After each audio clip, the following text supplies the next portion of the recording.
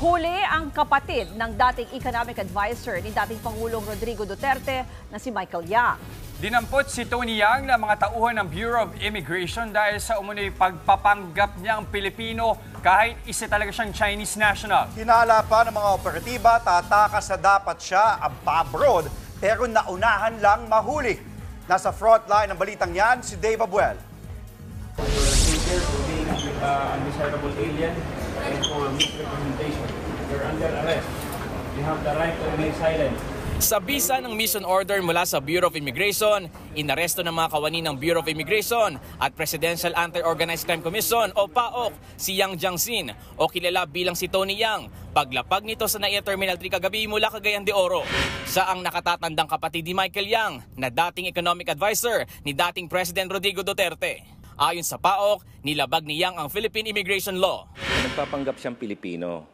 Siya ay isang Chinese national na nag-assume ng Filipino name, yung Antonio Maestrado Lim. So lumalabas na isa siyang undesirable alien. Sa paghahalungkat ng mga otoridad sa gamit ni Yang, nakuha sa kanyang ilang ID, mamahaling relo at perang aabot sa higit 1.4 million pesos. Tingin ng PAOK, plano nang tumakas pa abroad ni Yang. Kaya siguro may dala siyang maraming pera kasi kung balak niyang umalis, siguro he will probably convert that into dollars. Sa hawak naman na kopya ng PAOK ng birth certificate ni Yang, nakalagay na Antonio Lim ang pangalan niya at sa Misamis Oriental siya pinanganak noong 1970. Late itong na-register noong 2004. Pero sa nakuha ang Chinese passport kay Yang sa NAIA kagabi, nakasaad naman ang pangalan niya na Yang Jiangxin. Yung estilo na ginawa niya is the same style na ginawa ni dating Mayor Alice Go, na ginawa ni Cassandra Ong, at yung ibang mga Chinese na nahuli natin na nagpa-late registration and then nagpalit sila ng pangalan. Tiyempo ang pagkakaaresto kay Yang habang nangyayari ang pagdinig tungkol sa mga iligal na pogo sa Quad Committee ng Kamara kagabi. Dito, nabunyag na may iba't ibang kumpanya si Yang dito sa Pilipinas, gaya ng Philippine Sanja Steel Corporation sa Cagayan de Oro at iba pang negosyo. Mr. Tony Yang or si Jiangxin Yang or Antonio Lim owns and started in 2000.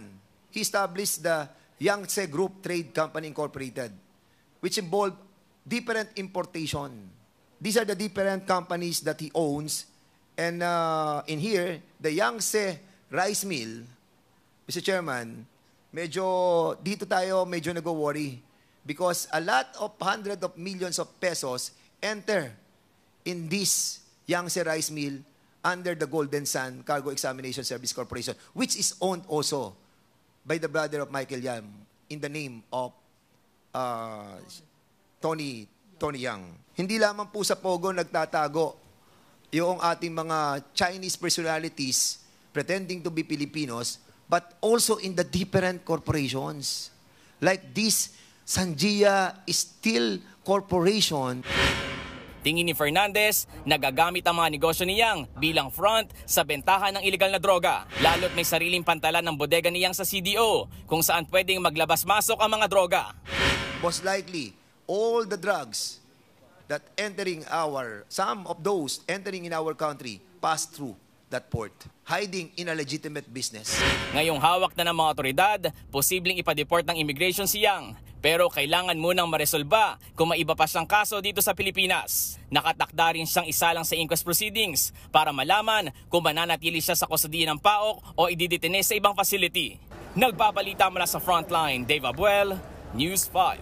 Mga kapatid, Lucy Cruz Valdez po, maging maalam at may pakialam sa mga napapanahong balita sa bansa.